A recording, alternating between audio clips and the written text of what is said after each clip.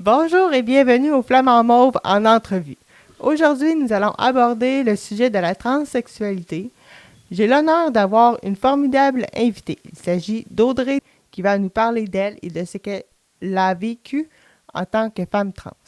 Bonjour à vous. Bonjour. Vous allez bien? Oui. Je suis très contente de vous avoir avec moi aujourd'hui. Moi aussi. Moi aussi. Je suis très contente d'être ici et de pouvoir répondre à toutes ces merveilleuses questions que vous avez pour moi. Parfait. Donc, est-ce que vous pouvez nous expliquer comment vous vous sentiez avant et quand vous aviez compris que vous n'étiez pas dans le bon corps? C'est littéralement comme si tu n'étais pas. C'est plus que ne pas s'en sentir bien dans sa peau, c'est ne pas s'en sentir bien dans sa peau et dans sa tête. Car pour vrai, c'est. Tu ne te reconnais plus que ce soit physiquement et ou mentalement, principalement causé par la puberté qui n'est pas associée au genre que je m'identifiais. Car avant que je fasse mon coming out et que je m'identifie comme étant une femme trans, j'ai été très longtemps à me morfondre, à être très dépressif par rapport au fait que je pensais que j'étais forcé à porter le masque d'un homme cisgenre et qui était obligé de rester comme ça pour toujours et que j'ignorais complètement que c'était complètement une option ouverte à moi de pouvoir justement changer de genre euh, car c'était quelque chose que j'avais pas grandi. Je savais que l'homosexualité existait, mais je savais pas que la trans-identité et d'être transgenre, c'était quelque chose de complètement nouveau que j'ignorais que ça existait. OK, donc vous saviez que vous n'étiez pas dans le bon corps. Non, C'était vraiment pas. pas. Vraiment pas. Puis quand que pratiquement pendant les 5 années avant que je fasse mon coming out, je me sentais vraiment, mais vraiment pas bien à l'intérieur. C'est comme à chaque fois que je regardais dans le miroir de la salle de bain, je voyais un inconnu que je ne reconnaissais pas. Et quand que je réalisais que cet inconnu, c'était moi, j'aimais vraiment pas ce que je voyais ou entendais. Parce qu'il y a aussi la voix qui change C'est avec vrai. avec la première puberté. Puis c'est quelque chose qui est pas très très féminin quand que t'as ta voix qui mue puis que c'est rendu super grave.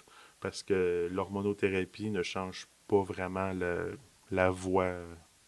OK. Dans le fond, vous avez dit que il y a eu que ça l'a pris 5 ans, que vous aviez été comme ça pendant 5 ans à ne pas à vous détester, comme on pourrait dire. À évoquer ce qu'on appelle techniquement dans le milieu, dans le fond, que les psychologues et les sexologues appellent ça de la dysphorie de genre. OK. C'est carrément, ben c'est littéralement ne pas se sentir du genre qui était attribué au sexe de naissance. Car une personne qui est transgenre, c'est quelqu'un c'est quelqu'un qui ne s'identifie pas avec son sexe de naissance, dont son genre de naissance, parce que dans le temps, le monde associait le genre et le sexe ensemble, ce qui n'est plus le cas depuis très longtemps. Fait que c'est pour ça que ben, c'est ça m'a pris un bon bout de temps avant d'ouvrir les yeux par rapport à que c'était une possibilité pour moi parce que c'était soit juste être un homme de 6 pieds c'était très avec une grosse barbe dans le temps, c'était très très dur de mettre à l'idée comme quoi que avec toute la masculinité que j'avais, comme quoi que c'était possible de pouvoir changer de sexe, m'affirmer comme étant une femme. Et je me disais, jamais, je suis pas assez féminin pour devenir une femme. Mais c'était dans le temps, juste avant de faire mon coming out, j'ai sorti avec une femme trans pendant un bon bout, puis c'est OK. elle qui m'a ouvert les yeux sur le fait que si je continue à porter ce masque-là, il y a des très bonnes chances que je finisse par craquer et à faire comme malheureusement un gros pourcentage du monde trans qui décide de s'enlever la vie avant de faire leur coming out. Donc pour moi, Ouais. c'était très décisif. C'était soit si ma famille ne m'accepte pas avec mon coming out, c'était soit je fais mon coming out et le monde m'accepte, ou c'était soit je fais mon coming out, le monde m'accepte pas, ben, too bad. Disons que mon futur n'était pas très, très joli, disons. Ouais, parce qu'il y a il doit y avoir beaucoup de souffrance intérieure et Oui, puis pour vrai, là, il y a beaucoup de monde trans qui vont préférer mourir que de continuer à vivre un mensonge et d'essayer de se convaincre qu'ils sont un homme, un homme, que ce soit pour les femmes trans, ou une femme, que ce soit pour les hommes trans. ok, parfait. Et est-ce que ça s'est passé durant l'adolescence ou enfant, vous aviez aussi Euh, été... Très bonne question parce que pendant mon adolescence et le début de ma vie adulte, dans les alentours de 20-21 ans, j'ai dans le fond, jusqu'à à peu près 21 ans, j'habitais chez ma mère et ayant grandi chez ma mère et me faire dire à répétition comme quoi que, tu sais, avec une famille monoparentale, avec juste ma mère, ma petite sœur, me faire dire à répétition que je suis l'homme de la maison, que je Oh, suis je suis là puis que je suis là pour les protéger puis que je suis la personne forte qui est là pour supporter le reste de ma famille avec tout le temps des me faire dire à répétition que je suis un bel homme, je suis un grand bonhomme, toutes ces affaires-là. la C'est, pression de l'homme, dans le fond, ouais, comme on pourrait dire. c'est une pression qui est. Tu sais, il y en a, exemple, pour les hommes cisgenres, se faire dire ça, c'est très validant, puis ils vont adorer ça, Mm. se faire dire ça, mais quand que tu ne t'identifies pas comme étant un homme à l'intérieur, même avant de faire un coming out, c'est très, très dur, c'est très, très, très blessant, puis c'est pour ça que après avoir quitté le milieu familial, vers entre 21 puis juste avant que j'aie mes 22 ans, j'ai déménagé dans une autre ville pour pouvoir travailler dans des camps de vacances avec les enfants parce que disons que 15 minutes de route, c'est pas mal plus facile que 1 heure et demie de route à chaque jour. Effectivement. Donc, c'est après ça, après s'être déconnecté du milieu familial qui était très oppressant par rapport à mon genre et mon identité personnelle, c'est après ça que j'ai rencontré une femme trans que j'ai sorti avec pendant très longtemps. Et ça, c'était avant que je fasse mon coming out, quand que je m'identifiais comme étant un homme sous un autre nom, sous une autre vie. Et c'est cette femme trans-là qui m'a ouvert les yeux, qui m'a appris que j'ai pas à garder ce masque-là, puis que une transition passer d'un sexe à un autre, d'un genre à un autre, c'est très, très, très personnel. Puis, peu importe ce que les autres disent, si je veux changer de genre et ou de sexe, c'est mon, c'est mon option à moi, c'est ma décision, puis c'est moi qui décide de faire ça. Puis, c'est pas les autres de dicter, exemple, si je suis féminine, si je suis assez féminine pour être une femme, ou si je suis trop masculine pour être considérée comme étant une femme. Ou donc c'est pour ça que ça m'a pris un très gros bout de temps avant de comprendre que j'avais juste à être moi-même et que c'était suffisant pour moi-même, que j'ai pas besoin d'avoir la validation des autres pour pouvoir me compter comme étant une femme parmi tant d'autres.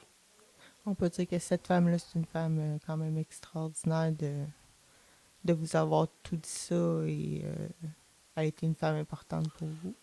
Oui, parce que elle a vécu cette femme trans là, elle a vécu à peu près le même trajet, mais 5 ans avant moi. Puis c'est avec son expérience qu'elle a réussi à m'ouvrir les yeux. Puis que j'ai comme fait, ça y est. Et du jour au lendemain, j'ai décidé, regarde, je ne veux plus m'identifier comme étant Raphaël, le gros nounours, homme avec une grosse barbe, une grosse voix qui aide tout le monde avec une sexualité un peu ambiguë, parce que ça, c'était avant que je connaisse que pansexualité, ça existait. Et donc, c'est pour ça que du jour au lendemain, j'ai enlevé ma barbe, puis j'ai décidé, ça y est, regarde, je change maintenant, puis c'est ma vie m'appartient. C'est pas à ma mère ou à ma famille de décider qui je suis ou qui je devrais être. C'est des belles paroles. Ouais, je sais, je m'impressionne moi-même, hein. Ben, je trouve ça encourageant pour des gens peut-être là, qui osent pas, puis qui peuvent vous entendre en ce moment. Puis, Oui, parce que même comme dans n'importe quelle société dans le monde, il va toujours, même parmi le monde trans, il va quand même avoir du monde comment dire, qui sont des trous de cul ou qui sont des méchants, pas nécessairement méchants, mais qui sont un peu même mal intentionnés. Car même après avoir commencé, après avoir fait mon coming out, j'allais à chaque semaine dans dans un groupe pour personnes trans à Trois-Rivières. Et il y avait deux autres femmes trans très féminines que, en juger par le manque de pilosité faciale, je pouvais me dire, eux autres, ils ont sûrement commencé avant la puberté masculine. Donc, ils ont eu la chance de commencer. Et, tu sais, moi, ça faisait à peine un an que j'avais commencé de faire ma transition. Puis, ils m'ont clairement dit que j'étais pas, que je n'étais pas assez beau pour devenir belle et que je n'étais pas assez féminine pour être une vraie femme trans. Et ça me blessait. oui.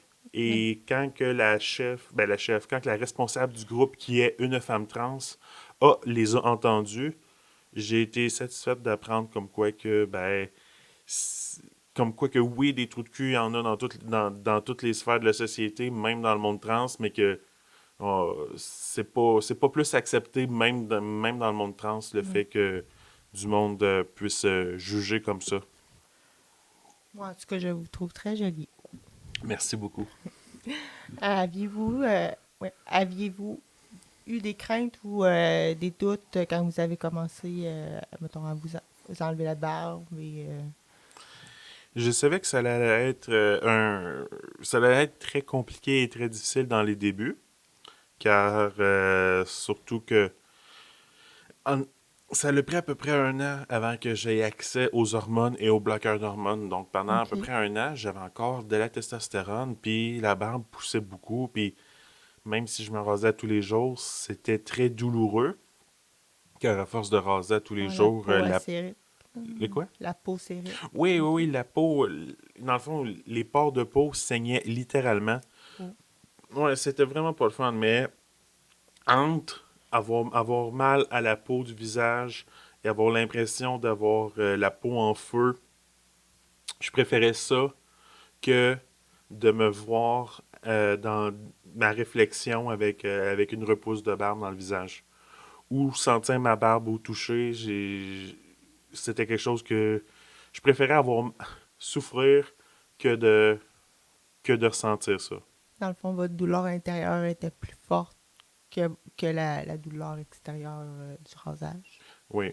Donc, c'est pour ça que c'était très, très, très compliqué. Puis, je savais très bien que même, tu sais, comparé à beaucoup, beaucoup de les autres femmes trans qui sont très minces, qui n'ont pas beaucoup de pilosité, puis, tu sais, moi, je mesure, je dépasse le 6 pieds 4 et j'ai toujours eu une très forte pilosité. Puis, je savais que sans chirurgie d'épilation laser ou autre type d'épilation, que ça allait être très compliqué de pouvoir me débarrasser de ce problème-là, que beaucoup, beaucoup de femmes trans partagent ça, parce que la majorité des femmes trans, quand ils réalisent leur identité et leur genre, ça arrive très souvent après. Dans le fond, quand on décide de faire la transition, ça arrive très souvent pour les femmes trans de faire ça vers les alentours de la vingtaine, après que la puberté masculine ait fini à peu près. Donc, c'est pour ça qu'il y a beaucoup de femmes trans, on partage toutes les mêmes problèmes liés à la pilosité, la voix. Est-ce que vous dites, supposons que les hormones seraient prises avant le début de la puberté, que ça serait moins difficile, que le poil il pousserait moins, que la voix sortirait moins? Oui, oui, oui. Donc, c'est c'est pour la même raison, par exemple, mais même raison, mais un petit peu différent, parce que, exemple, mon copain, Charles, lui, il a réussi lui, quand il a commencé sa transition, il a commencé au secondaire à l'âge de 16 ans. OK. Donc, il était au tout début de la puberté féminine. Donc, juste pour clarifier, dans le fond, Charles est né femme. Il était assigné femme à la naissance. Et il s'identifie comme étant un homme. Donc, au milieu du secondaire, jusqu'à peu près entre 16 ans et 18 ans, il n'avait pas commencé la testostérone, mais il avait commencé les bloqueurs d'estrogène. OK, puis ça... Ça retarde, dans le fond, c'est ça c'est ça maintenant qu'ils font pour les personnes mineures qui veulent, après avoir vu un sexologue ou un psychiatre pendant un petit bout, pour avoir accès à l'hormonothérapie, ou est-ce que jusqu'à ce que tu aies 18 ans, tu as pratiquement juste le droit, exemple pour les femmes trans, d'avoir des bloqueurs de testostérone pour t'empêcher d'avoir les changements liés à la testostérone, que ce soit pilosité, la voix qui mue, les épaules qui s'élargissent, tout ce qui est typiquement masculin. Donc, avec Charles, quand lui a commencé plus tôt avec les bloqueurs d'estrogène, il a été capable justement, après ça, à ses 18 ans, quand il a commencé à prendre la testostérone, ça a fait en sorte que il a pu commencer plus tôt sa transition. OK. Dans le fond, ça l'aidait à... Vu que son corps, il s'est moins développé en tant que femme, ça l'aidait avec... Quand il a commencé la testostérone, à avoir un résultat plus rapidement. Oui, oui, parce que les premières affaires qu'on apprend quand on consulte un sexologue avant de, parce que on fait pas, on prend pas, on commence pas à prendre les hormones sur un coup de tête. On voit un sexologue ou une psychiatre spécialisée pour les personnes trans pendant un bon petit bout. Et pendant un bon bout, on apprend, exemple, la différence entre le sexe biologique, le genre, euh, l'expression de genre et aussi l'orientation sexuelle, que toutes ces choses-là ne sont aucunement liées les unes aux autres, que c'est justement pour ça que tu peux avoir une personne, un homme cisgenre homosexuel, mais avec une expression de genre féminine. Donc c'est pour ça que tout ça n'est pas lié ensemble. Et fait que c'est pour ça qu'il faut qu'on apprenne à faire la différence OK. avec ces choses-là, parce que il y a beaucoup de personnes qui pensent pendant très longtemps, ah ben je suis peut-être un gars parce que j'aime J'aime les femmes. ouais, ouais, ouais, ben exemple Ben, pendant très longtemps, je veux dire exemple, il y a beaucoup exemple de gars trans, ben de personnes qui sont des femmes qui pensent qu'ils sont des gars trans parce qu'ils sont attirés sexuellement envers les femmes, parce qu'ils se disent ben là je peux pas être lesbienne parce que ça, ils préfèrent. Les autres pensent que c'est mieux être, dans le fond, changer de sexe pour pouvoir devenir hétérosexuel en aimant les femmes, tandis que d'assumer leur propre homosexualité et de juste sortir avec des femmes. femmes.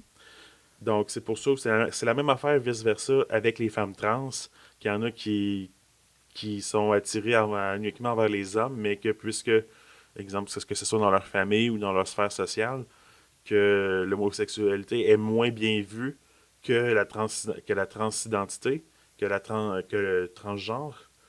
Que c'est pour ça qu'il y a des femmes trans qui se disent. Il y a du monde qui se disent, ah ben là, je vais changer de sexe pour devenir une femme. Comme ça, ben, ma sexualité va être hétéro, puis ça va être mieux vu par la société. Ouais, c'est grave. Oui, Puis ça, ce phénomène-là, ça se passe depuis les années 50, où est-ce quand que l'homosexualité était tellement mal vue que c'était rendu que être transgenre, c'était mieux reconnu euh, euh, médicalement parlant. Fait que c'est pour ça le monde, ça leur dérangeait moins d'accepter quelqu'un qui change de sexe pour être dans une relation hétéro que de s'assumer pleinement et d'être homosexuel en tant que tel.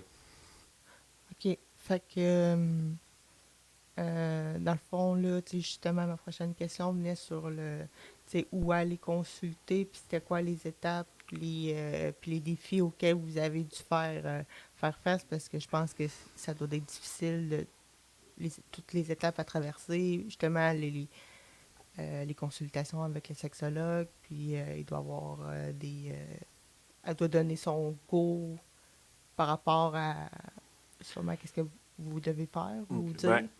principalement, exemple, pour le début de ma transition, après que ma copine de l'époque m'ait ouvert les yeux et que j'étais comme, bon, je commence par où?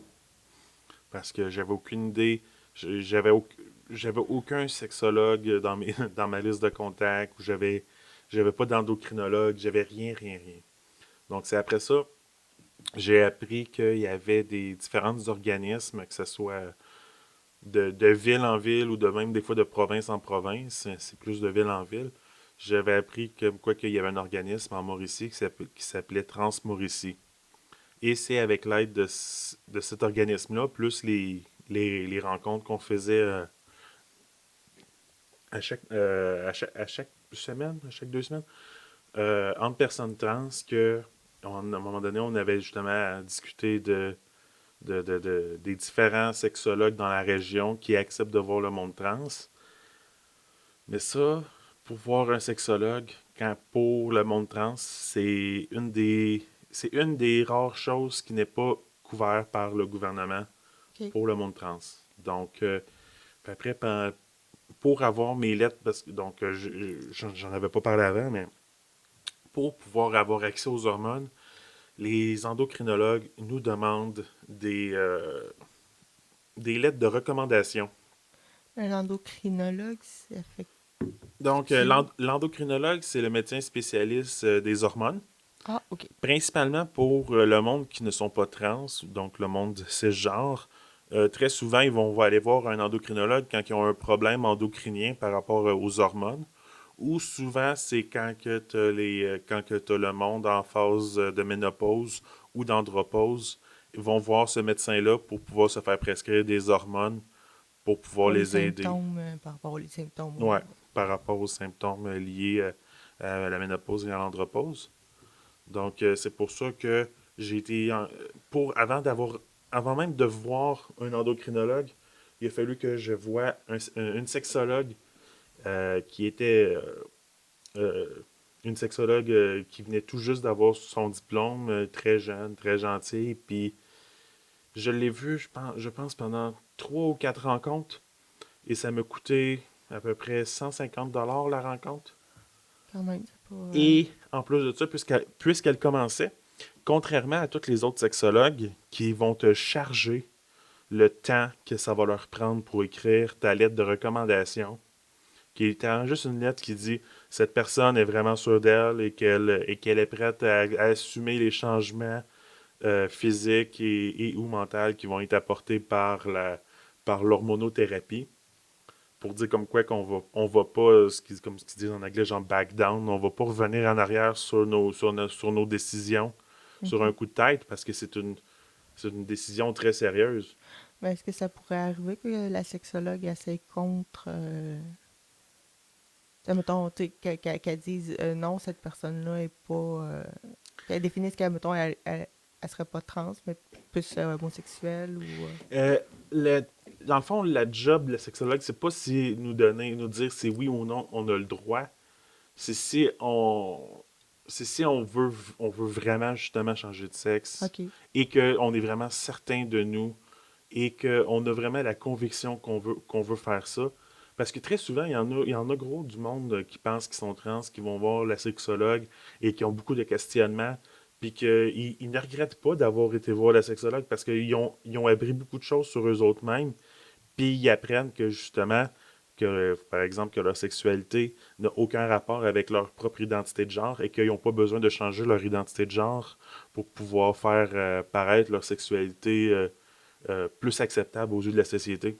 Ouais, comme les homosexuels que vous m'avez parlé Oui, tantôt. Bon.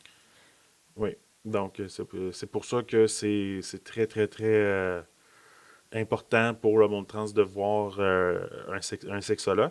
Même si parfois, il y a certaines personnes trans que je connais qui ont été capables d'avoir leurs hormones en passant directement par leur médecin de famille. Ah oui?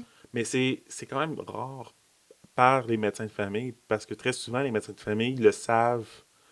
Ils sont au courant des démarches d'habitude, où est-ce qu'il faut que tu passes par un sexologue pour après ça aller voir un endocrinologue. Mais je connais certaines personnes trans qui ont été capables de convaincre leur, leur médecin de famille de leur prescrire que ce soit bloqueur d'hormones, estrogène, progestérone. Mais en tant que tel, ça serait mieux de passer par la sexologue pour être certain Oui, du choix. oui, c'est très très bien. Comme avant de voir ma sexologue, je me suis essayé avec mon médecin de famille. OK. Je me suis essayé, j'avais un gros document, un cartable. J'avais un gros cartable super épais avec toute la documentation puis toutes les recherches que j'avais faites par rapport à l'hormonothérapie, justement pour prouver comme quoi que j'étais sérieuse par rapport à mes démarches puis que je Ouais. voulais vraiment. Puis il m'a regardé directement dans les yeux et il m'a dit euh, je ne veux pas m'embarquer là-dedans. Je sais pas, je ne veux pas être responsable de si tu décides sur un coup de tête de changer. Donc, c'est pour ça qu'il y a beaucoup de médecins de famille, surtout ceux qui font partie de ce qu'on pourrait appeler la vieille école, où est-ce OK. que c'est quelque chose de trop nouveau pour eux et ils veulent pas s'oser à toucher à ça. Mais en tant que tel, le sexologue, c'est son. C'est ça. Voyons ça. Ça. Que ça fait partie de ses prérogatives pour pouvoir Mais c'est comme plus sa spécialité à Oui, part. c'est sa spécialité. Puis il y a quelque chose d'important aussi pour le monde trans qu'il faut que le monde trans comprenne, c'est que c'est pas tous les sexologues de un qui acceptent de voir le monde trans et qui acceptent de faire les lettres pour le OK. monde trans. Donc c'est pour ça que pour le monde trans qui veulent justement apprendre, apprendre, qui se questionnent, qui ont des questionnements, ou même le monde trans qui sont certains comme quoi que ils sont à l'intérieur d'eux, ils sont un homme ou ils sont une femme ou ils sont même non-binaires, car il y a aussi ceux Ouais. qui ne s'identifient comme étant ni un ni l'autre. Donc, c'est pour ça que je, je le reconnais. J'avertis tout le temps le monde quand que le monde me dit ah, je pense que je suis trans. Puis ils me demandent que je leur parle justement que j'ai vu une sexologue, mais eux autres pensent que c'est tous les sexologues qui peuvent. Oui, tu peux avoir un sexologue qui pose des questions, mais c'est pas tous les sexologues qui ont fait le cours complémentaire pour le monde trans. OK. Je pensais que ça l'englobait tout. Que les sexologues englobaient tout, qu'est-ce qui était côté sexualité. Hmm. Ben, c'est. T'as pas tort. Donc, oui, ça englobe tout ce qui est sexualité. Mais le problème, c'est que, comme que vous avez dit au début de l'entrevue, c'est plus la transidentité et c'est plus transgenre que transsexualité. Parce que ce que l'on transitionne n'est pas notre sexualité, Ah, mais c'est notre le genre. genre. Ah, ok, ouais. Fait que ça rentre comme pas dans.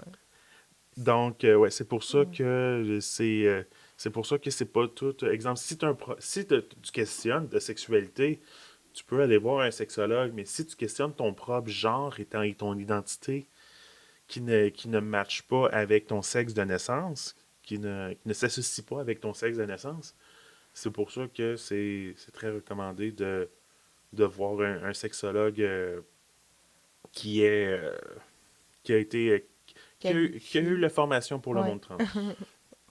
Donc, vous me disiez que les coûts face aux rencontres, plus les demandes, les, les, Oui, oui, les car étaient élevés. Car, par exemple, les seules affaires qui sont, exemple, payées par le gouvernement, que ce soit pour les femmes trans, par exemple, c'est l'hormonothérapie, qui inclut les bloqueurs de testostérone au début, avec l'estrogène, qui est offert sous deux formes, que ce soit en comprimé ou en gel, euh, qui sont payés par le gouvernement. Tandis que moi, j'ai choisi une autre option un peu plus forte qui est les injections avec l'estrogène liquide, les seringues, les aiguilles, toute la patente qui va OK. avec. Mais ça, puisque c'est pas considéré comme étant essentiel par l'assurance maladie que nous, on a ici au Québec, parce que le gouvernement paye déjà les deux autres types d'hormones qui sont en gel et en comprimé.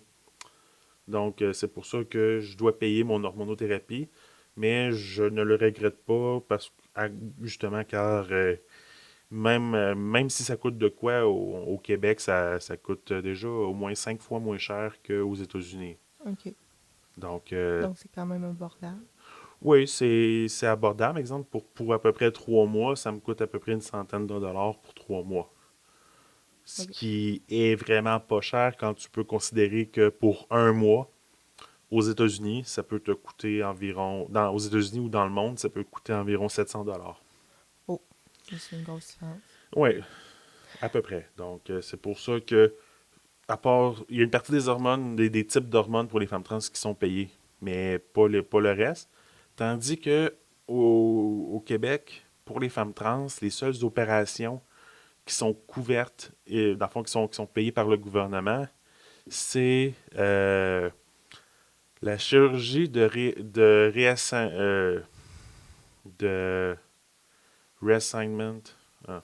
En anglais, c'est GRS. Gender Reassignment Surgery. C'est le. Je comprends le mot genre, puis chirurgie, mais c'est l'autre mot que je pourrais pas dire. C'est réassigné, genre. Ah, OK. Donc c'est ça. Donc, ça englobe pour les femmes trans, par exemple, la vaginoplastie avec ou sans cavité. Ou il y a aussi juste l'oricectomie, qui est le terme super fancy que les docteurs ont donné pour castration. OK. Qui, pour vrai, pour les femmes trans, disons que on n'a pas vraiment partie de cet organe génitaux-là. Donc, la castration, ça ne nous dérange pas tant de l'avoir. Fait que c'est quelque chose qui ne nous dérange pas puisque c'est payé par le gouvernement. Mais tout comme les hormones, pour avoir accès aux hormones, pour avoir accès, dans le fond, à n'importe quelle chirurgie, que ce soit aux organes génitaux, ou que ce soit, exemple, la mastectomie pour les gars trans, il faut que tu aies une autre lettre de recommandation. OK, de la sexologue ou Oui, ouais, d'une sexologue pour qu'il va pouvoir certifier comme quoi que ben on est prêt à se débarrasser de qu'est-ce qu'on a entre les jambes, puis que puis que ça va nous faire plus de bien que de mal. Euh, émotionnellement. que ça quoi? Émotionnellement, plus de Oui, bien. oui. Parce que même s'il y a beaucoup de monde qui disent ah ben le monde trans, ils vont regretter toutes ces opérations-là, puis dans quelque chose comme ça. Statistiquement parlant, il y a quand même juste entre 1 et 2% du monde trans qui regrettent leurs opérations. Ce OK, qui j'aurais est, pas pensé ce qui que... est très, très, très peu quand on réalise que à peu près entre 30 et 45% du monde qui ont des opérations au genou regrettent leurs opérations. De s'être fait opérer au genou, par exemple. Il y a plus de monde qui regrette leurs opérations régulières qui n'ont aucun rapport avec trans ou etc. Là. Juste exemple, tu as un problème à ton genou, ben, tu as plus de chances de regretter ton opération au genou que de regretter d'avoir eu une vaginoplastie, par exemple. Ah, mais c'est comme moi, là, je sais, c'est hors texte, là, mais j'ai des cicatrices au visage, puis j'ai eu le choix à ma puberté d'avoir une opération que j'ai pas pris, mais tu sais, si j'aurais pris l'opération, c'est une opération que j'aurais pu regretter, comme une personne trans aurait pu regretter son... Oui, parce que après, comme par exemple, il y a beaucoup de... Comme il y a d'autres opérations que les femmes trans peuvent avoir accès, mais qui ne sont pas couvertes par le gouvernement, parce que le gouvernement considère que c'est pas nécessaire. Et en même temps, ben, si le gouvernement peut sauver une pièce à quelque part, un dollar à quelque part, ils vont économiser. Donc, parce qu'exemple, pour les femmes trans, il y a là, je vais essayer de le dire en français, parce qu'en anglais, on appelle ça FFS pour Feminine Facial Surgery, qui est l'opération de féminisation féminine Visage. du visage. Ok, tu peux. Il y a comme Oui, une chirurgie plastique pour le ouais, visage. qui est parce que justement avec la puberté, le, le- le- les traits du visage masculin avec la testostérone changent. Comme par exemple, l'arcade sourcilière s'épaissit, Ok. euh, le, euh, le menton, les pommettes, tout devient plus dur, plus rough, plus masculin. Ouais. Donc, c'est pour ça que cette opération, la chirurgie de féminisation du visage, qui peut coûter entre 15 et 20 000, même si, en termes de chirurgie plastique, même si c'est quelque chose de très léger, euh, pour vrai, c'est quelque chose que juste se regarder dans le miroir Ouais. et ne pas avoir envie de s'arracher le visage à chaque fois que tu te regardes dans le miroir, c'est quelque chose qui aiderait beaucoup de femmes trans. Puis ça, dans le fond, ça revient. Vous me dites que c'est moins cher que les opérations pour le sexe, là. Pour le réassignement du sexe. Ouais. Euh, oui, c'est à peu près moins cher, même si par exemple la vaginoplastie, si je crois, en tout cas ben, dans le temps, ça coûtait à peu près entre 20 et 30 000. Mais ça, Euh, ces chirurgies-là, est-ce qu'ils sont payés par le gouvernement ou c'est...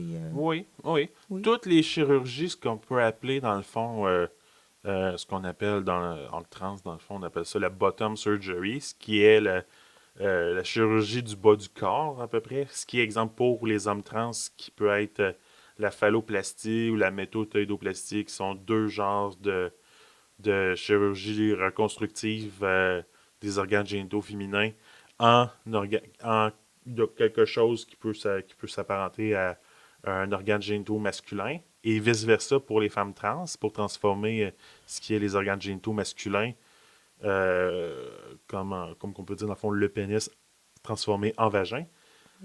Toutes ces opérations-là sont payées par le gouvernement. Ok. Et ici au Québec, on a la meilleure, parce qu'on a un hôpital à Montréal qui fait juste ça, qui fait juste des opérations pour le monde trans. Ah oui. Ouais, et Concentré ouais, maintenant il y a du là-dessus. monde même aux États-Unis puis partout en Europe qui volent, qui prennent un billet d'avion juste pour venir se faire opérer ici parce on a les meilleurs chirurgiens Ah, dans mais le milieu pour ça, qui font les plus beaux résultats, à un point que, par exemple, pour les femmes trans, quand ils ont la vaginoplastie, quand tout est cicatrisé, pour vrai, il y a beaucoup de femmes cisgenres qui sont jalouses de ces femmes trans-là parce qu'ils trouvent que ces femmes trans-là ont un plus beau vagin qu'eux autres. oh, et quand même. Ouais, parce que tout est égal, il y a pas, tout est parfait, ils appellent ça genre, c'est quelque chose genre fait par un designer, pratiquement là, où est-ce que c'est top notch, c'est super parfait, puis c'est pour ça que ben, au Québec, ben, en tout cas, on a les meilleurs chirurgiens, puis c'est payé par le gouvernement. Mais c'est toujours aussi encourageant de se faire opérer par des bons chirurgiens. Puis, Oui, mais comme toute chirurgie, il y a un mais, parce que pour avoir accès aux chirurgies super importantes, comme les bottom surgery, à part, par exemple, l'orchicectomie pour les femmes trans, que qui est un type de castration, euh, il faut être dans son poids santé pour avoir accès aux opérations OK. de changement de C'est sexe, que ce soit vaginoplastie ou que ce soit la phalloplastie pour les hommes trans. Donc, le moindrement que la personne, tout comme moi qui est dans ce bateau-là avec ces personnes-là, le moindrement que vous faites de l'embonpoint, il n'y a aucun chirurgien qui veut accepter de faire l'opération. Euh, pour des raisons que, exemple, à cause du surplus de poids, de peur après avoir eu cette opération-là très, très, très importante parce que c'est littéralement te faire charcuter l'entrejambe et transformer en un autre organe. OK. Donc, il y a beaucoup, beaucoup de cicatrices, puis ça prend beaucoup de temps à guérir. Fait qu'il Fait y que c'est aurait pour ça. comme il y a plus de risques. Il y a plus de risques OK. d'infection OK. et que ça cicatrise mal et que là, ça fasse des résultats qui sont plus ou moins parfaits, qui va redemander d'autres chirurgies esthétiques par après pour corriger si ça s'est mal cicatrisé ou de quoi de même. OK. Puis ça, co- ça prend l'accord de la sexologue pour avoir accès à des chirurgies dans Oui. ce genre-là. Ouais. Anciennement, il fallait avoir une lettre de recommandation d'un sexologue et d'un psychiatre différents. Ça pouvait pas être la même personne. Il fallait que tu aies deux lettres de recommandation pour ce genre d'opération-là. Mais depuis le milieu des années 2000, je pense que c'était vers 2005-2010, de quoi, quelque chose comme ça, c'est rendu que maintenant, tu as juste besoin d'une lettre de recommandation d'un sexologue. OK. Donc, moi, techniquement, je l'ai, ma lettre de recommandation. Je l'ai décrite chez moi, signée euh, par sexologue. Puis j'ai aussi une deuxième lettre de recommandation qui est techniquement qui me sert à rien, mais que je peux quand même rajouter avec la première, que c'est mon endocrinologue qui a écrit pour ce type d'opération-là. Mais même si j'enverrais ces lettres de recommandation-là au GRS, qui est le nom de l'hôpital qui font les opérations pour le monde trans à Montréal, euh, même si je leur envoie ça, ils vont, tu sais, la première affaire qu'ils vont me demander et qu'ils demandent au monde trans, c'est leur poids. OK. Leur poids et leur grandeur pour vérifier si on rentre dans notre poids santé, dans l'indice de masse Mhm. corporelle en santé. OK. Et donc, bon. Euh, puis, dans le fond, au début de votre prise d'hormones, est-ce que vous pouvez nous parler quelles ont été vos émotions? C'est quoi les changements? C'est quand que ça a commencé? C'est Dans le fond, je vais expliquer dans le fond mon point de vue en tant que femme trans parce que ce n'est pas les mêmes effets pour les femmes trans et les hommes trans. OK. Exemple, pour moi, en tant que femme trans, quand j'ai commencé les bloqueurs d'hormones pour la première fois avec l'estrogène, pour vrai, je me sentais bien. Je me sentais, plus que les jours avançaient, de moins en moins que mon corps produisait et possédait de la testostérone à l'intérieur. Et de moins en moins que j'avais de testostérone, de plus en plus je me sentais moi-même. Je me OK. sentais, avant ça avec la testostérone, je me sentais sale, mais pas sale en termes de propreté, juste je me sentais pas moi.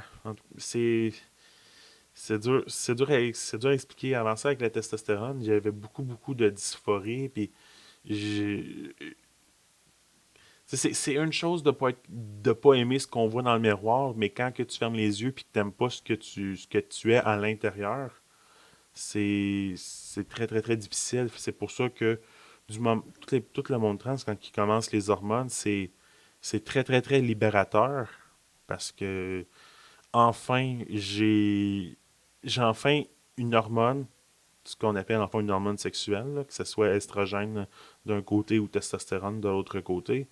Parce que, tu sais, biologiquement parlant, le corps humain ne peut pas grandir sans hormones sexuelles. C'est pour ça que OK. les enfants, ben, les jeunes ados, en tout cas, qui sont trans, qui sont sur les bloqueurs d'hormones, ne peuvent pas rester toute leur vie juste sur les bloqueurs d'hormones et ne pas avoir d'hormones, grandir sans aucune hormone sexuelle. C'est vrai, j'avais pas pensé de ce côté-là qu'il y avait pas. Parce que si tu n'as pas d'hormones sexuelles, le corps Il va changera avoir de la pas. difficulté à savoir, OK, je grandis de quelle manière? Je grandis-tu masculinement parlant ou je grandis-tu genre fémininement parlant? Mais il va-tu grandir pareil?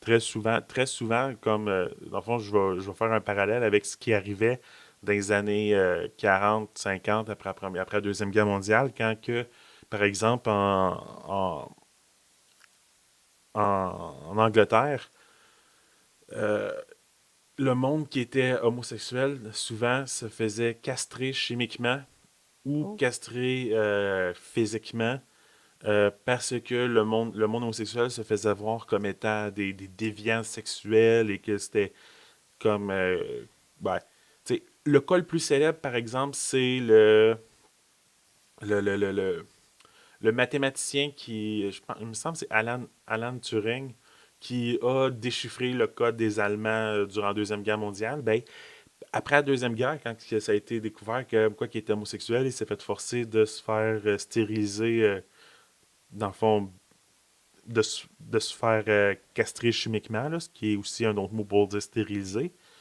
Euh, et grandir sans aucune hormone sexuelle, que ce soit féminine ou masculine, ça l'amène très grosse dépression. Puis la plupart du monde qui se faisait castrer chimiquement comme ça, de force, ont fini par se suicider. Et Comme, comme beaucoup de monde dans le temps. C'est pour ça que présentement, c'est pour ça que, disons, on fait plus. Ben, les pays développés ne font plus de stérilisation forcée comme ça. OK. Fait que c'est pour ça que, ben, en tout cas, fait que là, pour en revenir au fait quand que j'avais commencé justement Oui. l'hormonothérapie, après que, justement, quand de plus en plus que mon corps rejetait la testostérone et ne possédait plus de testostérone, à un point que ça soit tellement minime que même les tests sanguins ne détectaient plus de testostérone dans mon système, mais là, c'est l'estrogène qui commence à embarquer. Oui.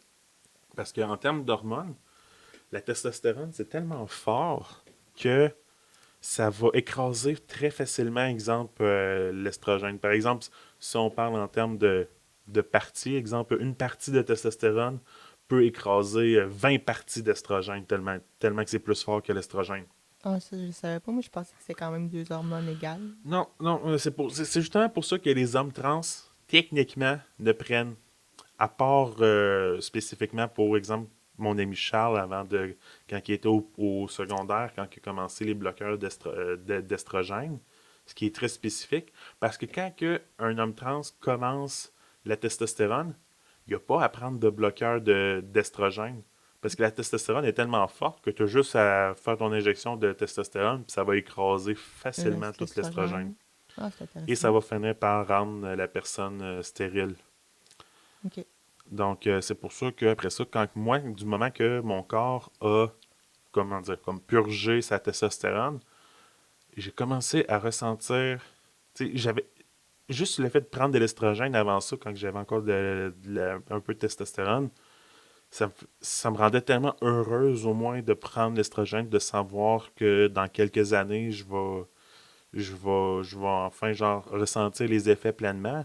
Mais est-ce qu'on peut dire que c'est plus difficile pour une femme trans, côté hormones, dans le fond, de combattre sa testostérone, plus long, voyons, est-ce que c'est plus long que comparé à l'homme trans, que lui, la testostérone va tout de suite attaquer Ben, l'estrogène?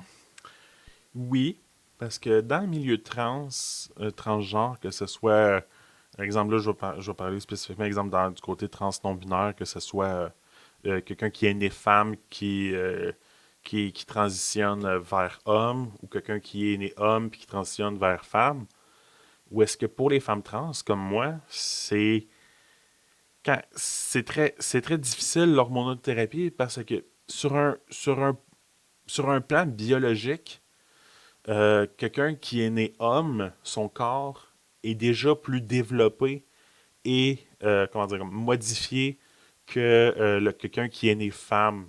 Car biologiquement parlant, lorsque tout le monde est encore un fœtus, avant que il me semble que c'est le 23e, 22e, 23e, je pense que c'est le 23e chromosome, en tout cas, le chromosome qui décide le sexe à la fin, c'est c'est même pas décidé au début de la Ah oui? gestation.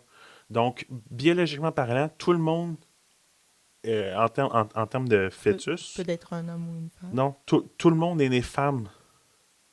Tout le monde a un corps de. Le fœtus de base est féminin, est femelle. C'est précisément une hormone vers la fin de la grossesse qui est une hormone ou en tout cas le chromosome qui est XY, que là, ça fait Un changer le choix. fœtus en homme, en masculin. Ou qui reste une femme si... Ouais, ou qui reste une femme si ça S'il y a reste le chromosome, XX. ouais. Si ça reste XX, parce qu'après ça, du moment que tu as XY, donc tu as les ovaires du fœtus qui descend et qui devient les testicules, par exemple. Et tout ça, ça change pour avoir les organes génitaux masculins. Donc c'est pour ça qu'une femme trans qui a déjà eu, par exemple, sa puberté masculine, dans les alentours ça peut être entre 12 et 14 ans, ça dépend du monde, c'est pas tout le monde qui est pareil. Donc c'est pour ça que avec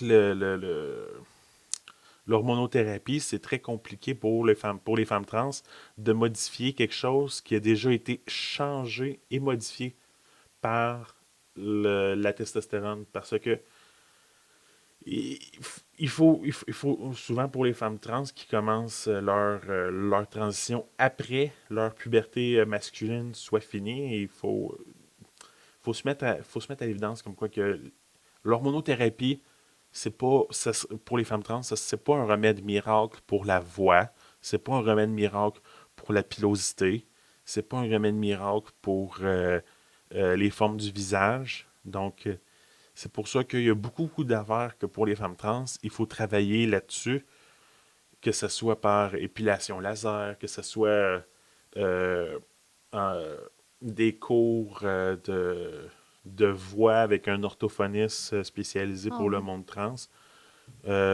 Oui. Et donc, c'est pour ça qu'il y a beaucoup de choses qu'il faut faire en tant que femme trans. Tandis que pour les hommes trans, ben, disons que, en grosso modo, tu fais ton injection de testostérone, puis puisque ton corps, ben, le corps, exemple, de l'homme trans, qui est né, exemple, qui est né femme, qui est né femelle, en fond, euh, disons que euh, c'est c'est beaucoup moins développé que c'est la personne qui est née homme, que son corps s'était déjà changé à partir du fœtus.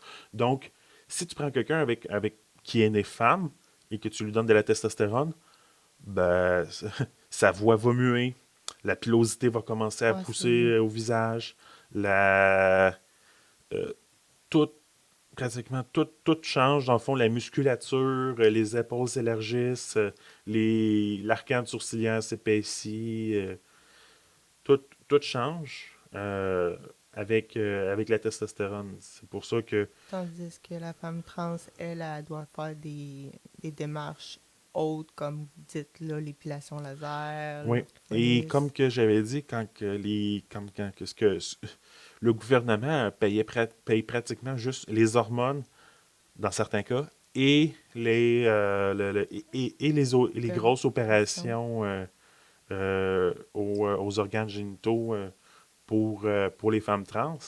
Tandis que tout le reste, que ce soit les cours pour changer sa voix, euh, les épilations, la chirurgie de féminisation du visage, euh, même exemple, par exemple, les augmentations mammaires, donc, parce que il y a beaucoup de génétique là-dedans qui joue là-dedans, et il y a beaucoup de femmes trans que dans leur famille, exemple leur mère, leur grande sœur, leur tante, etc., il y en a gros que génétiquement, ils n'ont pas beaucoup de poitrine. Donc, c'est pour ça qu'il y a beaucoup de femmes trans qui doivent payer dans leur poche pour avoir des augmentations mammaires parce OK. que même avec l'estrogène, ils n'arrivent pas À à, développer les seins, ouais, à développer une poitrine.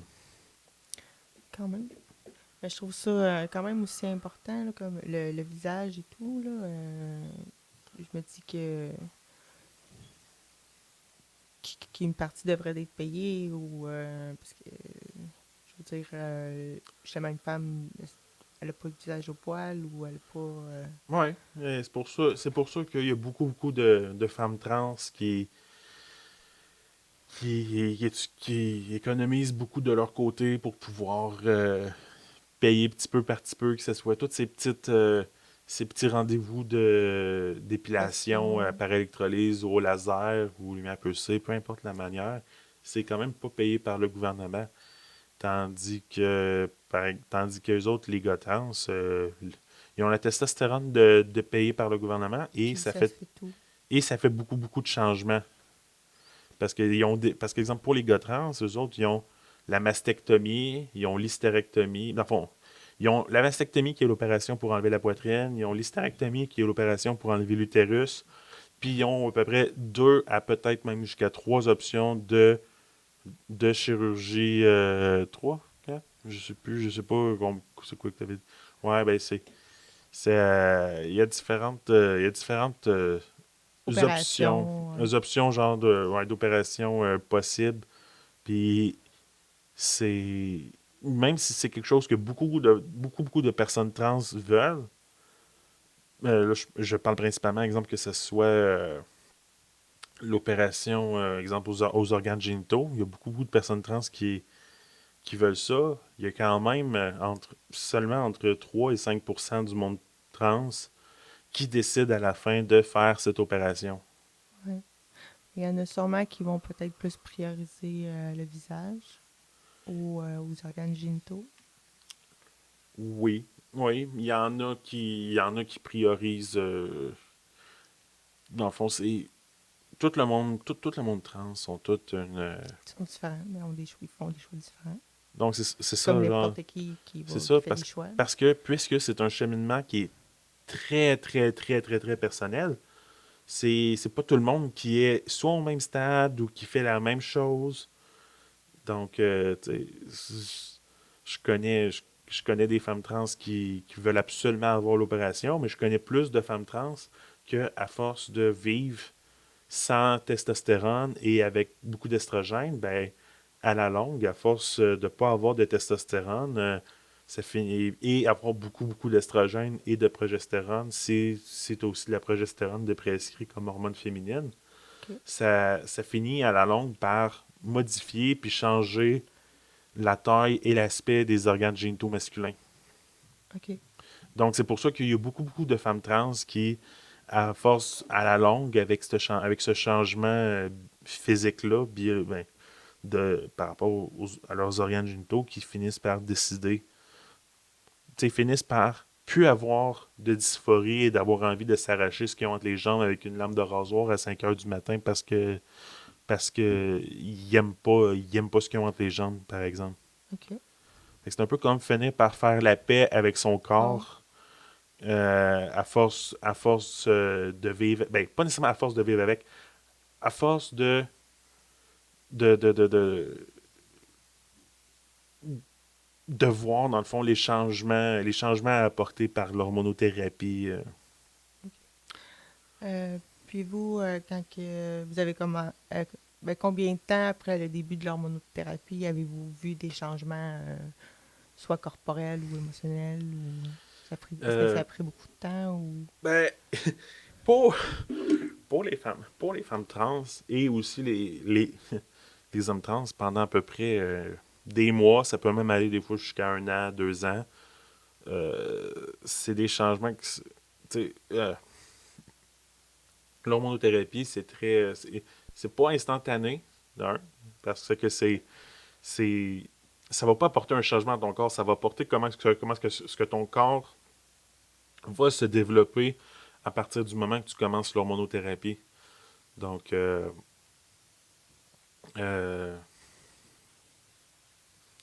c'est quoi la question? Désolé. si vous, ben, dès que vous avez commencé, Oui, quand oui, vous c'est avez vrai, commencé oui, l'hormonothérapie, combien de temps que oui. a pris avant que vous Oui, ressentiez oui, des oui. changements, soit physiques ou émotionnels?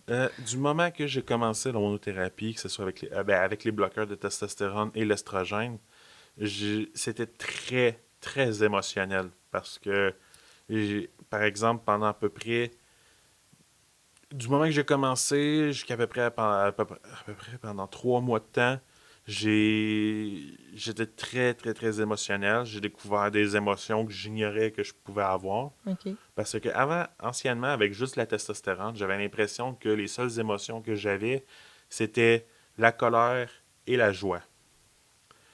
OK. Et que c'était très noir et blanc, qu'il n'y avait pas vraiment, genre, toutes les subtilités de toutes les autres émotions qui sont situées entre Les toutes ces, nuances de gris. ouais, tout ça. Toutes les différentes nuances entre les émotions. Donc, je pleurais souvent. J'étais très, très, très émotionnel. J'ai pleuré pour un sandwich un moment matin. C'est pour ça que c'était assez spécial. OK. Là, après ça, plus tard, il y a eu. Parce que, comme que j'avais dit au début, justement, la première affaire qu'avec les bloqueurs de testostérone, c'est comme ça peut prendre à peu près jusqu'à quelques années à ce que le corps soit complètement purgé de ce qui lui reste de testostérone. Donc, du moment que, après ça, plus que la testostérone descendait, plus que la libido disparaissait. Ah oui? Donc, j'ai passé à peu près pendant entre 3 et 5 ans sans avoir aucune libido, sans avoir aucune envie sexuelle ou quoi que ce soit lié au sujet pendant à peu près 3 à 5 ans, où est-ce que c'était pas quelque chose qui m'intéressait, puis c'est pas quelque chose qui m'inquiétait parce que c'était, pour vrai, juste être capable de passer une journée sans avoir, exemple, une forte libido, puis d'avoir juste envie d'avoir des relations sexuelles, puis d'avoir juste ça en tête pendant toute la journée, puis, tu sais, avec l'hormonothérapie, puis avoir la testostérone, pour vrai, puis avoir cette libido-là pendant cette période de temps-là, c'était très libérateur. Je me sentais enfin libre. Je me suis comme, enfin, je peux enfin passer ma journée à faire des affaires utiles et importantes à la place de juste penser au cul ou à n'importe quoi relié à ça. Wow. C'est spécial quand même. Ouais, ça, c'est jusqu'au jour où est-ce que j'ai commencé à prendre la progestérone, puis ça l'a, disons que la libido a tourné sur un dixaine, puis euh, disons que j'en avais envie, là, maintenant, là. C'était. Oui. Mais c'est. Même avec l'estrogène, puis la progestérone, C'était complètement même pas la même libido que j'avais avant. OK. C'était pas le même type de désir sexuel que j'avais avant ça, quand j'avais juste de la testostérone, et que, exemple, je m'identifiais comme étant un homme, puis que c'était. Non, non, non. Là, maintenant, c'était différent. Pour vrai, je sais pas trop comment que je pourrais te décrire ça, ou est-ce que c'est pas la même chose, mais c'est de quoi, comme quoi que c'est en fait un genre de libido que je peux m'identifier à et que je me sens pas mal de ressentir, par exemple. Dans le fond, tu te sens bien avec la libido que t'as ou les émotions que tu ressens, Oui, parce que c'était très, très, très, très, très féminin dans le fond. et puis physiquement, les changements. Physiquement, dans, dans le fond, le changement côté, par exemple, pilosité, tu sais, c'est pas toutes les femmes trans qui vont voir un changement dans leur pilosité. Parce que du moment que, par exemple, que ce soit par rapport à la pilosité faciale, ou est-ce que t'as les poils faciaux, la barbe, etc., qui poussent. Parce que si le poil, par exemple, le poil de barbe a déjà poussé lors de la puberté masculine, l'estrogène ne va pas faire disparaître la racine de ce poil-là ou ce qui génère le poil en tant que tel. Parce que si le poil est déjà généré, donc ce qui fait ce que le poil pousse, dans le fond, ce qui durant les opérations, pendant les traitements d'épilation laser, c'est ce qui se fait brûler par le laser ou par l'électrolyse pour empêcher que le poil Repousse. repousse. Donc, c'est pour ça que si le poil est déjà poussé, l'estrogène ne va rien changer par rapport à ça. OK. Mais, pratiquement les seuls changements positifs que j'ai vus, ben, positifs, c'est très relatif, là, parce que chaque femme trans, c'est différent, c'est par rapport à la pilosité corporelle. OK. Parce que avant ça, j'aurais pu me décrire comme étant un ours, puis que c'était très, très, très précis comme description. Tandis que après l'hormonothérapie, après avoir passé pratiquement 8-9 ans, c'est pas 10 ans, ça fait tellement longtemps que, je- par exemple, euh, je me rase les aisselles à peu près aux 6 mois, puis même à ça, rendu à 6 mois, quand que je me rase les aisselles, il y a pratiquement genre 2 millimètres de poils Mon Dieu. après 6 mois. C'est impressionnant, quand même. Tandis que avant ma transition, c'était fou comment que c'était vraiment intense. Donc c'est pour ça que côté exemple pilosité faciale, j'ai pas vraiment vu de changement. C'est plus le corps. Mais ouais, tandis que pour le corps, j'ai pas il n'y a pas vraiment eu de repousse que ça soit genre de pilosité qui, qui, qui, qui, Qui pousse. qui pousse, qui est apparent. Là. Donc, c'est pour ça qu'il y a différentes. Chaque personne trans est différent, puis c'est ça. C'est un cheminement qui est très personnel et différent, propre à chacun. Ouais. C'est principalement pour ça aussi que dans la communauté trans, il y a beaucoup de ce qu'on appelle trans pour trans. Ou en anglais, genre, on appelle ça aussi T4T pour Trans for Trans. Ouais. Puis ça, c'est du monde trans qui sort principalement juste avec d'autres personnes trans parce que c'est. On comprend que chaque personne trans a un cheminement qui lui est personnel et qui lui est différent, mais en même temps, on sait ce que l'autre personne vit par rapport à la dysphorie de genre et comme quoi que l'autre personne, euh, par exemple, Charles, je le sais qu'il aime pas son corps, puis il sait que j'aime pas mon corps, puis on agit en conséquence par rapport à ça, puis on sait qu'est-ce que OK. l'autre vit, qu'est-ce que l'autre ressent. Donc, c'est pour ça que on se comprend pas mal mieux en personne trans par rapport à tout ce cheminement-là qui est très, très, très personnel, puis mais en même temps, qui est aussi une expérience qui est très partagée entre le monde trans qui vivent la même situation par rapport à l'hormonothérapie ou autre. D'accord.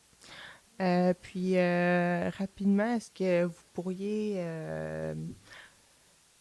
nous parler un peu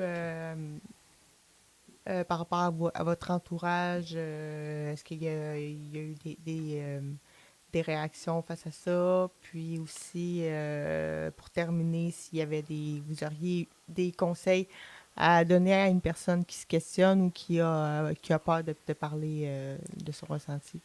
Ben, comme je pourrais parler comment est-ce que moi, mon cheminement avec ma famille puis mes amis proches, quand que j'ai fait mon coming out, quand que j'ai annoncé au monde comme quoi que Raphaël n'est plus et que je préfère m'identifier maintenant comme étant une femme. Comme là, je vais expliquer comment que ça s'est passé de ce bord-là, puis après ça, je vais vous expliquer qu'est-ce que je recommanderais dans le fond. OK. Donc, et la première personne à qui j'ai fait mon coming out, c'était ma coloc de l'époque. Ben non, ben ma coloc. Rectification, non, c'est pas vrai. J'avais fait mon coming out, c'était ma copine qui était une femme trans à l'époque qui m'avait ouvert les yeux. Donc c'était Oui, la première on personne. en a parlé. Ouais, donc c'est pour ça. Donc elle, c'était la première personne qui m'avait ouvert les yeux là-dessus puis qui le savait parce que ben c'est elle qui m'a ouvert les yeux. Donc après ça, après qu'elle m'a ouvert les yeux, la journée d'après, j'ai annoncé ça. J'ai annoncé cette nouvelle-là, comme quoi euh, que j'étais une femme trans et que c'était fini le fait de porter un masque du gros nounours Et direct, masculin. direct le lendemain, vous êtes ouverte à votre entourage. Ben, pas directement à mon entourage, dans le fond, après avoir fait mon coming out à ma coloc, qui était mon amie d'enfance depuis plus de 10 ans. euh, Au début, elle ne m'avait pas cru. OK. Elle pensait que c'est parce qu'à l'époque, il y a presque 10 ans, c'est la transidentité, transgenre, c'était quand même nouveau. Puis il y en avait qui voyaient ça comme étant une mode. Comme si c'était quelque chose comme quoi que le monde va juste dire juste pour être Se donner un genre. se donner un genre, pour être intéressant, pour être à la mode, par exemple. Fait que c'est pour ça qu'elle m'avait dit, ah, c'est peut-être. Elle pensait que je faisais juste ça, juste pour attirer l'attention et être cool. Puis quand elle m'avait dit ça, ça m'avait complètement démoli. J'étais C'est comme, sûr. je vais voir ma meilleure amie, celle que je voyais plus proche de moi que ma propre famille biologique. Et elle me dit carrément qu'elle ne croit pas que c'est vrai, que je fais juste ça juste pour attirer l'attention. Puis j'étais comme, OK, si ma meilleure amie ne veut pas m'accepter, Te prendre au sérieux. me prendre au sérieux, qui d'autre qui va m'accepter? Donc, après avoir passé 2, 3 jours à pleurer et tout ça, puis là, elle a enfin compris comme quoi que j'étais vraiment sérieuse dans ma démarche, puis que c'est quelque chose qui m'était très, très, très cher. Euh, la deuxième personne que je l'avais annoncé pour mon coming out, c'était mon deuxième meilleur ami d'enfance. Que quand j'ai fait mon coming out, ça avait donné qu'il était en visite chez sa mère, qui était aussi, dans le fond, disons que j'ai vu sa mère plus souvent que ma mère pendant que j'étais au primaire. Donc, c'est que ça OK. agissait comme une deuxième mère pour moi. Donc, quand que j'ai fait mon coming out en face de cet ami-là, qui est un homme cisgenre hétérosexuel, et j'avais peur de sa réaction parce que je savais qu'il n'était pas tant en contact avec le milieu LGBT, etc. là-dedans. Donc, j'avais vraiment peur qu'il me réponde la même chose que ma coloc m'avait répondu juste avant. Mais non, il m'a regardé directement dans les yeux après que j'ai fait mon coming out, pendant que sa mère était en arrière en versant une petite larme parce qu'elle était vraiment contente pour moi. Ouais. Il m'a regardé direct dans les yeux puis il m'a dit, c'est parce que tu vas quand même avoir des goûts culinaires de merde. Tu vas quand même aimer la même musique bizarre. Je vais quand même te battre aux jeux vidéo. Qu'est-ce qui va changer? Là, j'étais comme, ouais, c'est vrai. Puis là, il me dit, il m'a juste demandé si j'étais certaine de ça, de ma De décision, ton puis je l'ai choix. regardé directement dans les yeux et je lui ai dit, oui, c'est ça que je veux et je suis certaine. C'était la première fois de ma vie que cet ami-là me serrait dans ses bras, puis il m'a Wow. dit qu'il était fier de moi, puis d'avoir fait cette démarche-là, parce que parmi tout notre cercle d'amis, je suis la seule personne qui a fait un coming out, disons, important, parce que l'autre Ouais. personne, disons, avait juste dit qu'elle était végétarienne, là, c'était tout, mais en tout cas. Euh, mais ouais. Donc, après ça, l'autre personne à qui j'ai fait mon coming out, c'était ma maman, ma OK. mère. Et ma mère, et j'avais, vra- j'avais vraiment peur de lui dire en personne, donc je lui ai dit au téléphone, parce que après que ma coloc avait enfin fini par m'accepter, puis mon meilleur ami avait enfin fini par m'accepter, puis ma blonde de l'époque, je me suis dit, si ma mère ne m'accepte pas, je vais toujours avoir mes amis qui sont Des proches qui gens vont être là. autour. Donc, j'ai, à- j'ai appelé ma mère, je lui ai expliqué comme quoi j'ai quelque chose de très important à lui dire. Et c'est pas qu'elle m'a pas cru, c'est plus parce que c'était aussi le fait que transidentité, tu sais, elle était déjà au courant par rapport que l'homosexualité ça existait à cause de son cousin qui est homosexuel, puis elle était super ouverte avec ça, puis elle m'a toujours élevé comme quoi que j'ai le droit d'aimer qui que je veux et que j'ai aucun problème avec ça. Donc, elle est déjà très ouverte d'esprit. C'était plus son inquiétude de mère OK. que je ne, je ne réfléchisse pas assez avant de faire une décision importante que je pourrais possiblement peut-être regretter dans le futur. OK. Donc, donc pendant à peu près 2 ans d'affilée, après que j'ai fait mon coming out à ma mère, elle me répétait sans cesse, parce que, exemple, j'ai eu plusieurs amis qui se sont suicidés, puis là, j'ai eu une dépression, puis et à chaque fois que je ne me sentais pas bien et que je me sentais dépressif, ma mère me répétait à chaque fois, ben c'est peut-être parce que inconsciemment tu regrettes d'avoir fait d'avoir transitionné ou quelque chose comme ça. Parce que ma mère, comme beaucoup, beaucoup d'autres parents, où est-ce qu'ils vont googler euh, pour avoir des informations sur le monde trans sur Internet, ils vont très souvent, ils vont apprendre comme quoi que, ben là, telle personne trans a regretté de sa transition et exemple, telle femme trans a décidé de détransitionner pour redevenir un homme. Mais ou même s'il y en a des cas de détransition, ça reste quand même 1%, juste 1% du monde trans. Tandis que les médias, eux autres, ils vont juste se centrer sur ce monde-là Regretter leur choix. qui ont regretté leur choix pour dépeindre une image comme quoi que ça arrive plus souvent qu'on pense dans le monde trans. Fait que dans le fond, votre mère, euh, Ben, dans le fond, si vous alliez pas bien, c'est à cause de votre choix que vous regrettiez au lieu que ça pourrait être un autre. Ouais, jusqu'au jour où est-ce que je lui ai fait très très très comprendre comme quoi que il était hors de question est-ce que je redevienne un homme et que je reprenne mon ancien nom et à partir de ce moment-là, elle a enfin compris comment que j'étais sérieuse par rapport à ça et elle a Puis, enfin fini par m'accepter. bon, Mais c'est ça, excellent. c'est ça.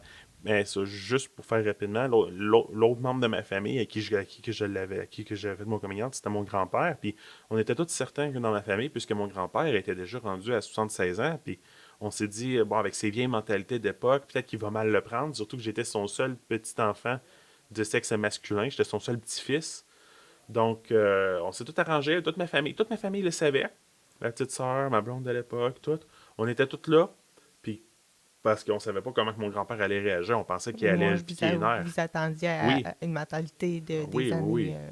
Puis quand que ma mère était à côté de mon grand-père quasiment pratiquement pour le retenir pour éviter qu'il vienne me sacrer une claque, là. Ouais, dans ce genre-là. Mais là, quand que j'ai fait mon coming out, mon grand-père, il y a une petite larme qui coule sur son visage. Il se lève, puis il me dit, jamais, au grand jamais, je vais refuser d'aimer un membre de ma famille Wow. pour ce qu'il aime ou ce qu'il est. Et quelle belle parole. Et il m'a serré dans ses bras, puis j'étais comme, qu'est-ce que, mais, Qu'est-ce qui se passe? mais, mais, mais qu'est-ce qui se passe? Je m'attendais à ce qu'il se fâche. Ma mère aussi, là, ma mère était comme, Mais, je m'attendais à ce qu'il te déshérite, puis qu'il te rejette de la famille, puis qu'il te lance une malédiction, mais il a pratiquement. eu de très belles paroles. Oui, oui, c'était très, très, très bien, puis c'était, disons que j'étais très contente, comme quoi que, avec ma famille, ça s'est très bien passé, ce qui est malheureusement pas le cas pour beaucoup, beaucoup de femmes trans. Oui.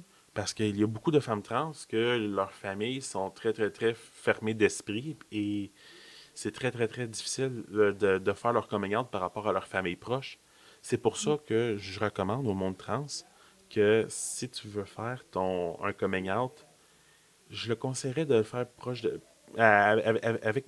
avec, avec vos amis proches parce que l- ton ami, s'il est pas d'accord avec ça, il va s'en aller, puis tu peux t'en faire un autre ami, puis à un moment donné, tu vas avoir un cercle d'amis qui va te reconnaître et qui va t'apprécier comme que tu es, puis qui va t'accepter dans ta transition.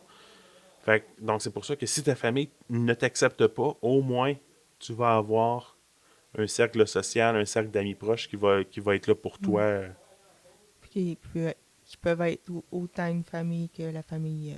Parce Oui, qu'il y a des familles que c'est des liens. Une oui, famille de liens, ou Dans, d'une famille de sang. dans le fond, c'est ça. C'est comme en anglais, c'est comme ce qu'on appelle le blood family, qui est ta famille de sang Sang. qui est donnée.